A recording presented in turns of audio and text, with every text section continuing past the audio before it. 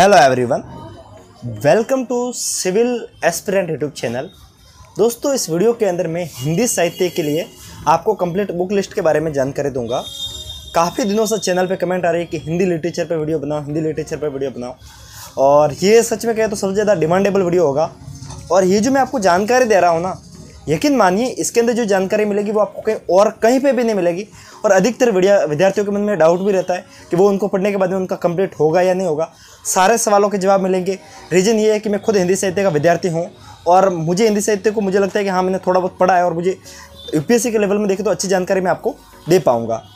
दोस्तों, इस वीडियो के अंदर मैं आपको जो जानकारी दे रहा हूँ वो मैं आपको इसके अंदर बुक लिस्ट के बारे में जानकारी दे रहा हूँ। सारे बुकें इसके अंदर दिखाऊँगा। फिर बात रहती है इसके नोट्स की, तो उसके बारे में मैं आपको जानकारी दूंगा। हो सकता है वीडियो थोड़ा सा लंबा जाएगा, पर यकीन मानिए अगर आप इस वीडियो को पूरा देखते हैं तो आपको लिटरेचर को लेकर, हिंदी साहित्य को लेकर किसी और वीडियो को देखने की जरूरत नहीं रहेगी। ये मैं आपको गारंटी के साथ में बोल सकता हूँ। दोस्तों, हम सबसे पहले बात करते हैं हिंदी साहित्य को पढ़ते कैसे हैं, उसके अंदर कौन कौन से बातों को ध्यान रखना है वो मैं आपको बताऊँ। हिंदी साहित्य को जब आप पढ़ेंगे तो उसमें आपको दो सेगमेंट मिलेंगे। वैसे पेपर के हिसाब से देखिए, पेपर फर्स्ट और पेपर सेकंड होगा। पेपर फर्स्ट जो इतिहास के संबंधित होगा, पेपर सेकंड जो कि साहित्य के संबंधित होगा। इसके अंदर मैं आपको डिटेल में बताना चाहूँगा तो ये काफ़ी ज़्यादा प्रोसेस हो जाएगी। इसको मैं चाहूँगा कि एक अलग से वीडियो बताऊँगा जिसके अंदर मैं आपको पेपर फर्स्ट, पेपर सेकंड इसके अंदर अलग अलग डिवाइड करके बताऊँगा किसको कैसे पढ़े तो आपका सिलेबस होगा। लेकिन हमारा जो मेन टॉपिक है वो है इसके बुक लिस्ट के बारे में जानकारी। जब पेपर हम पढ़ते हैं तो उसके अंदर दो टॉपिक होते हैं, एक तो होता है गद्य भाग और एक होता है काव्य भाग। काव्य और मतलब पद्य और गद्य दोनों होते हैं। गद्य वो होता है जो आप नॉर्मली जो बुक पढ़ते हैं जिसके अंदर उपन्यास कहानियाँ आती है, और पद्य वो होती है जिसके अंदर आपकी कविता वगैरह आती है। दोस्तों, मैं आपको एक एक करके बुक दिखाता हूँ। सबसे पहले हम कहानी के सेगमेंट को उठाएंगे। गद्य भाग के अंदर सबसे पहले हम कहानी को उठाएंगे। दोस्तों, कहानियों के अंदर आपको दो बुकों को आपको पढ़ना है। पहली बुक है वो है प्रेम मंजूषा। इसके अंदर आपको प्रेमचंद की सभी कहानियाँ आपको मिल जाएगी। इसके अंदर भी आपको सारी बुकें, इसके अंदर जितनी भी कहानियाँ हैं वो आपको सारी कहानियाँ नहीं पढ़नी है, वो भी मैं आपको बता दूँ। हाँ, आपको पढ़नी सभी है, पर वो आपको ज़्यादा टाइम हो तब। अगर आप सेकंड ईयर या फिर फर्स्ट ईयर में हो, अगर आपके पास में अच्छा खासा टाइम है तो आप सबको पढ़ सकते हैं। अगर आपको पढ़ने का ज़्यादा इंटरेस्ट है तो आप सारी पढ़िए। लेकिन कुछ एक कहानियाँ ऐसी हैं जिनको आपको ज़्यादा डीप में पढ़ना है, उनको काफ़ी ज़्यादा उनसे सवाल आते हैं तो उनको ज़्यादा पढ़ना है। तो उसमें से कुछ एक लिस्ट है, वो मैं आपको एक सेपरेट वीडियो बना के आपके अगर कमेंट आएगी कि कौन कौन सी ऐसी कहानियाँ जो ज़्यादा पढ़नी है तो वो मैं आपको बता दूंगा। ये प्रेमचंद की कहानियाँ, इसके अंदर सारी कहानियाँ आपको मिल जाएगी। इसके बाद में हम प्रेमचंद, जो कि हिंदी के सबसे बड़े लेखक कहने में कोई अतिशयोक्ति होगी नहीं इनके प्रति, इनका एक उपन्यास है। अगर आप हिंदी साहित्य के विद्यार्थी हैं तो आपको ये पढ़ना ही है। अगर आप एक सामाजिक रूप से भी एक अच्छे व्यक्ति हैं तो मैं आपसे बोलूँगा कि आपको गोदान जरूर पढ़नी चाहिए। रिसेंटली मैंने एक वीडियो किया था जिसके अंदर मैंने आपको एक बेहतरीन नॉवेल के बारे में जानकारी दी थी। उसमें भी मैंने आपको इसका जिक्र किया था। आपके जीवन के अंदर जो किसानों का क्या रोल है वो आपको ये काफ़ी बेहतरीन तरीके से दिखाई जाएगी इस बुक के अंदर। आपको होरी की एक ऐसी कहानी, एक ऐसा किसान, उसके ऊपर बनी हुई बुक है। काफ़ी शानदार बुक है, काफ़ी शानदार लेखनी है। आपको हिंदी साहित्य के प्रति अगर आपको पढ़ने का मन नहीं है तो जब आप इस बुक को पढ़ेंगे तब आपको लगेगा हाँ कि आपने हिंदी साहित्य लेकर कोई गलती नहीं की है। आप इस बुक को सबसे पहले पढ़िएगा, मैं तो आपसे यही बोलूँगा, इस बुक को पढ़िएगा। ये है गोदान। अब हम फास्ट में करेंगे क्योंकि हमने दो बुकों के बारे में थोड़ा ज़्यादा जानकारी ले ली है। ये दो बुकें थी। इसके बाद में मैं आपको जो बुक दिखा रहा हूँ वो है आषाढ़ का एक दिन। मोहन राकेश के द्वारा लिखा गया एक नाटक है। ये नाटक, ये मतलब ये आपका गद्य का एक पोर्शन होता है। एक गद्य के अंदर अलग अलग टॉपिक होते हैं जिसके अंदर आपको कहानी पढ़नी है, उपन्यास पढ़नी है, आपको नाटक पढ़ने हैं। नाटक के अंदर ही आपका थिएटर का पोर्शन भी होता है, साथ में आपको रिपोर्टाज भी पढ़ना है, निबंध भी पढ़ना है। ये सारा इसका टॉपिक होता है। तो ये आपका जो मैं बता रहा हूँ ये नाटक है आषाढ़ का एक दिन। बहुत शानदार नाटक है, इसको आप पढ़िएगा।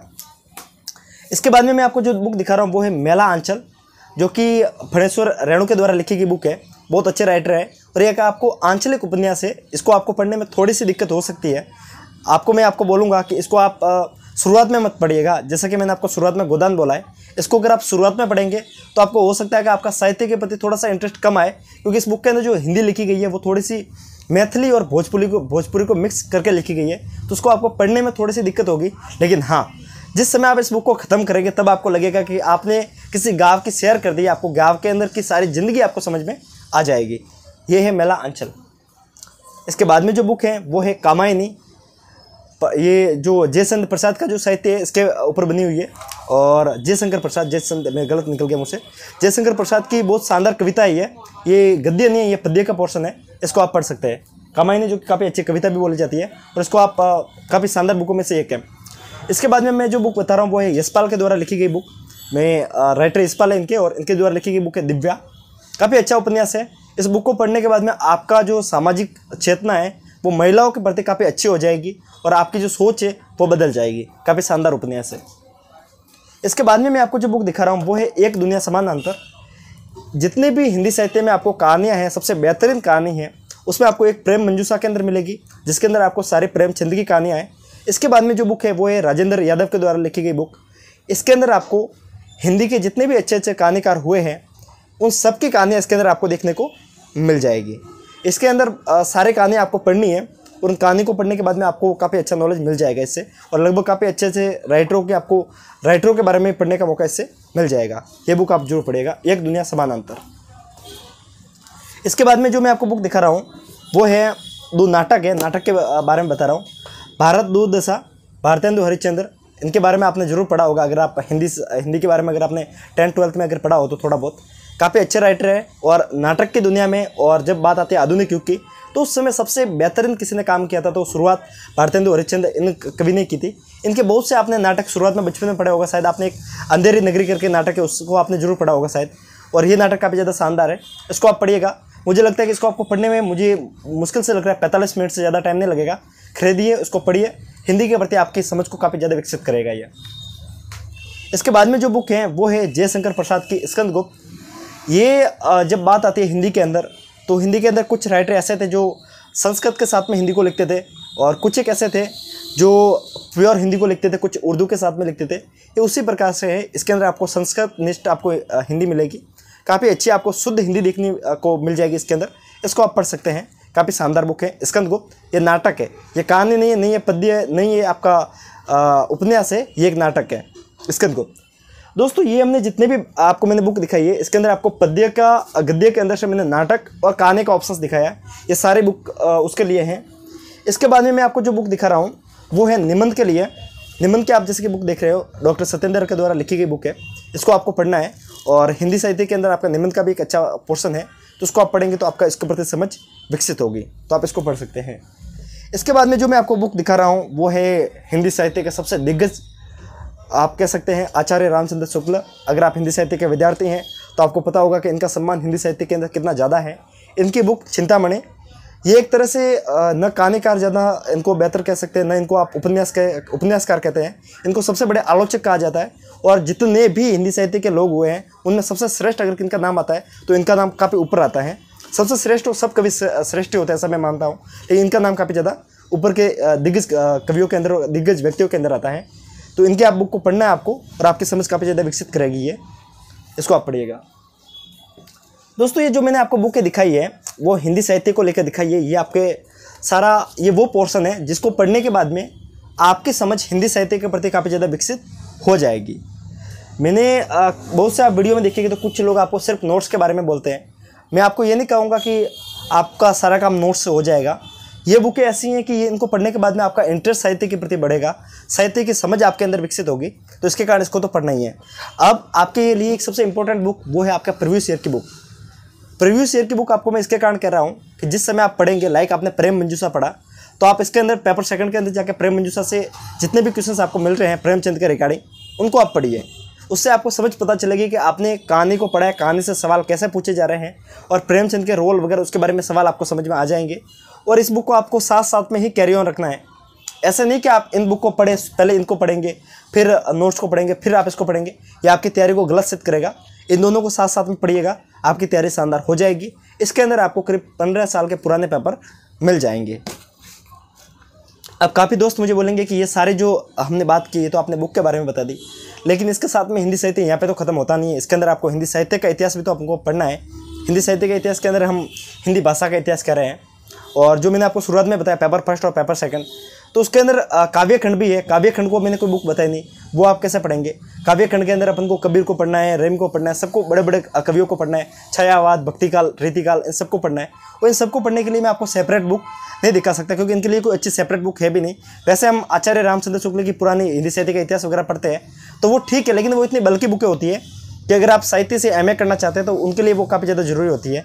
लेकिन अगर आप यूपीएससी के लिए प्रिपरेशन कर रहे हैं तो मैं आपको बोलूँगा कि आप दृष्टि इसके नोट्स के साथ में जा सकते हैं। Doctor Vikas Divyakirti sir, one and only sir, जो कि काफ़ी ज़्यादा शानदार तरीके से हिंदी साहित्य पढ़ाते हैं, उनके जो नोट्स हैं उनको अगर आप पढ़ते हैं तो मेरा मानना है कि उन नोट्स को पढ़ने के बाद में आपको किसी और सोर्स के ऊपर फॉलो करने की ज़रूरत नहीं रहेगी। उनके अंदर कमाल की बात यह है कि इसके अंदर जब आप कोई भी टॉपिक पढ़ेंगे, किसी भी एक सेगमेंट को उठा के आप पढ़ेंगे, तो उसके पीछे ही आपको उसके प्रीवियस ईयर के क्वेश्चंस भी मिल जाएंगे, आपको यूपीपीसीएस के क्वेश्चंस मिल जाएंगे, बीपीएससी के क्वेश्चंस भी मिल जाएंगे। वैसे सभी पीसीएस के अंदर ऑप्शनल है नहीं तो वहाँ पे जिस एग्जाम का ऑप्शनल है, जिसके अंदर यूपीपीसीएस और बीपीएससी दोनों के क्वेश्चंस भी उसमें इंक्लूड है। तो आप हिंदी साहित्य को पढ़ सकते हैं। हिंदी साहित्य के नोट्स काफ़ी ज़्यादा शानदार आते हैं। मैं हिंदी साहित्य के नोट्स अभी इसके कारण नहीं दिखा रहा हूँ क्योंकि वीडियो काफ़ी ज़्यादा लंबा हो जाएगा। हिंदी साहित्य में वैसे आपको 14 आपको प्रिंटेड बुक के अंदर मिल जाएगी, मैं आपको गलती बता रहा हूँ, 13 आपको प्रिंटेड बुक मिल जाएगी और 4 आपको क्लास नोट्स मिल जाएंगे। ओवरऑल आपको 17 बुकें मिलेगी और ये पूरा हिंदी साहित्य का एक सेट होता है।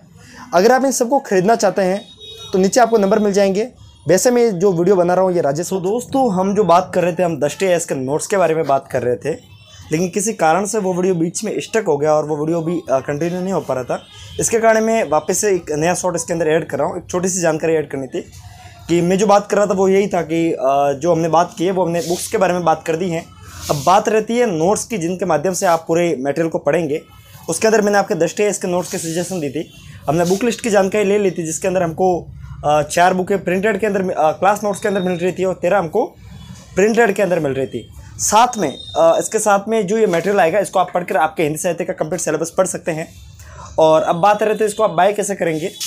दोस्तों आप डिस्क्रिप्शन को जब विजिट करेंगे तब आप वहाँ पे पाएंगे कि आपको वहाँ पे लगभग सारी लिंक मिल जाएगी, सारे आपके बुक्स आपके नंबर मिल जाएंगे।